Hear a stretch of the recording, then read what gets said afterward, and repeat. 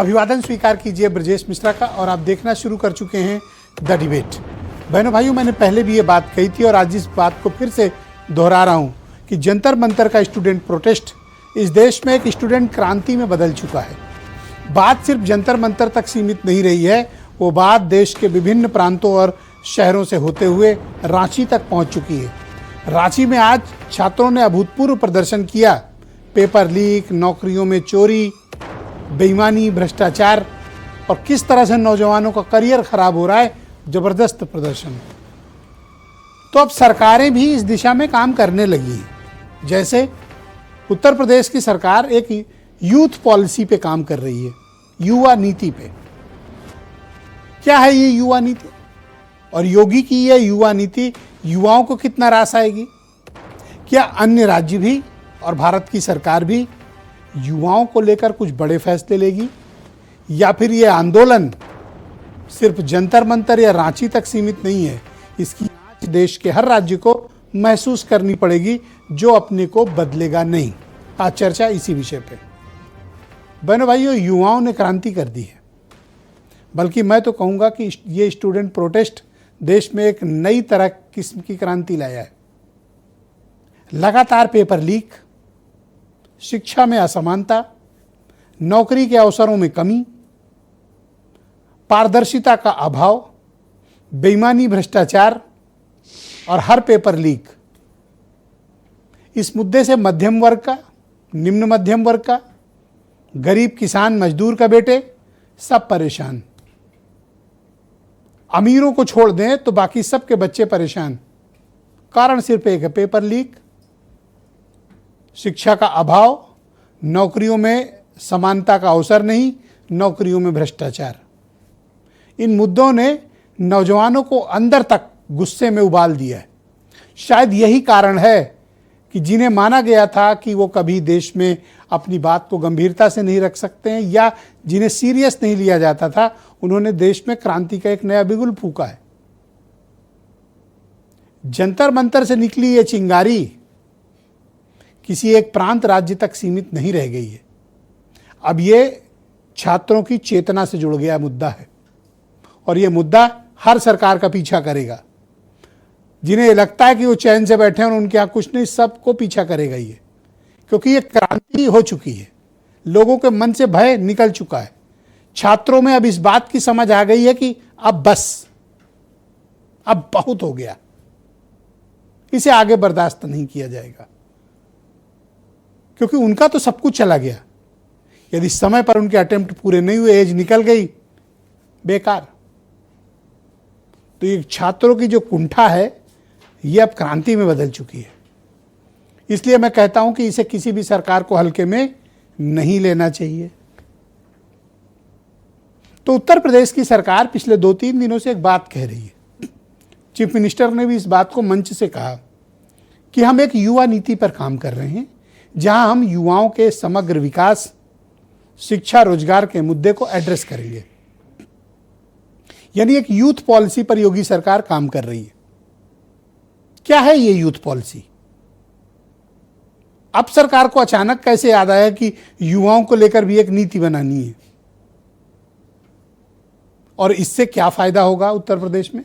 क्या उत्तर प्रदेश के उन सभी मुद्दों को ये युवा नीति एड्रेस कर पाएगी जिन मुद्दों को लेकर उत्तर प्रदेश में हजारों लाखों युवा धरने पर रहते हैं, आंदोलन पर रहते हैं?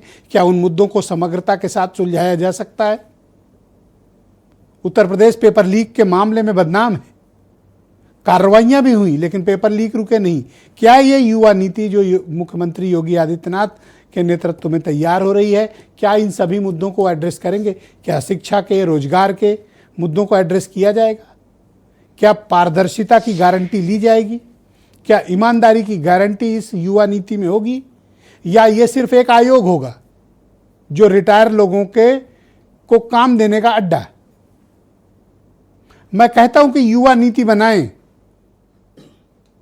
तो युवाओं का उसमें स्थान होना चाहिए, युवाओं की उसमें बात होनी चाहिए, युवाओं से जुड़े मुद्दे और मसाइल होने चाहिए। किसी रिटायर्ड ब्यूरोक्रेट का या सर्विंग ब्यूरोक्रेट के स्थान पाने का अड्डा नहीं बनना चाहिए ये युवा नीति जो इस पर उत्तर प्रदेश की सरकार काम कर रही है। ये एक दिनों आम चलन हो गया है कि पहले सेवा करो 60 साल, उसके बाद एक्सटेंशन लो, एक्सटेंशन के बाद फिर पोस्ट रिटायरमेंट जॉब ले लो। तो युवा नीति में इस बात का क्लैरिफिकेशन सरकार को देना चाहिए और इस पर काम भी होना चाहिए कि ये रिटायर्ड ब्यूरोक्रेट या सर्विंग ब्यूरोक्रेट का कोई अड्डा ना बने। ये युवाओं की बात करने वाला, युवाओं की पॉलिसी बनाने वाला आयोग होना चाहिए, जिसमें सभी वर्ग के युवाओं की बात हो, जेन अल्फा की बात हो, जेन जी की बात हो, जेन एक्स की भी बात हो। उस बात को वही युवा कह पाएंगे। ये उत्तर प्रदेश के मुख्य सचिव हों या रिटायर्ड ब्यूरोक्रेट्स हों या serving secretaries, principal secretaries, ACS, इनको न लिया जाए इसमें। मैं स्ट्रांगली रिकमेंड करूंगा गवर्नमेंट को, युवाओं की बात सिर्फ उत्तर प्रदेश का युवा करेगा। वो लोग नहीं जिनकी पीढ़ियां खप गई या जिन्हें सिर्फ रोजगार के लिए काम करना है। ये युवाओं के, उत्तर प्रदेश के 12 करोड़ युवाओं के भविष्य का मामला है और फैसला करने का अधिकार भी उनको है और मुद्दे भी उनके हैं। आज इस विषय पर खुली चर्चा को आयोजित करते हैं। आप कुछ बयान सुने, फिर आज की डिबेट।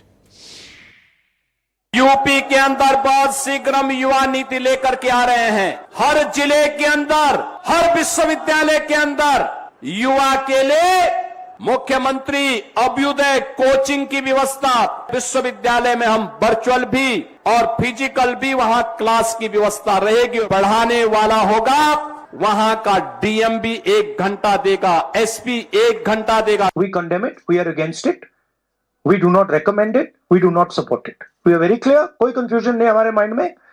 तो पीसफुल जब तक प्रोटेस्ट हो रहा है, तब उस प्रोटेस्ट को हिंसा से अटैक करना उसके खिलाफ है। छात्र नौजवानों पे जो लाठी चली है, जिस तरीके से अपमान हुआ है बच्चों का, युवाओं का, छात्रों का, नौजवानों का, केवल नीट के बच्चे नहीं थे, नीट के बच्चों के साथ साथ देश में जितने पेपर लीक हुए, यूपी में जितने पेपर लीक हुए, जितने बच्चे परीक्षाएं नहीं लिख पाए, वो सब बच्चे यहां पर थे। तो बहनों भाइयों, आज की इस परिचर्चा को आगे बढ़ाएंगे। दिनेश प्रताप सिंह उत्तर प्रदेश में भारतीय जनता पार्टी के मुख्य प्रवक्ता हैं। दीपक रंजन समाजवादी पार्टी के प्रवक्ता। काजोल तिवारी हमारे साथ मौजूद हैं, जेनजी की स्टूडेंट हैं। अनिल यादव उत्तर प्रदेश में कांग्रेस कमेटी के प्रवक्ता। पंकज पांडे हमारे साथ प्रयागराज से मौजूद हैं, हुंकार मंच के संयोजक हैं जो छात्रों का आंदोलन चला रहे हैं। मनीष कुमार मेरे साथ हैं, प्रदेश अध्यक्ष हैं ऑल इंडिया छात्र संघ एसोसिएशन के। और वीरेंद्र जी हमारे नेशनल हेड। तो आप सभी का स्वागत और धन्यवाद इस परिचर्चा में मेरे साथ मौजूद रहने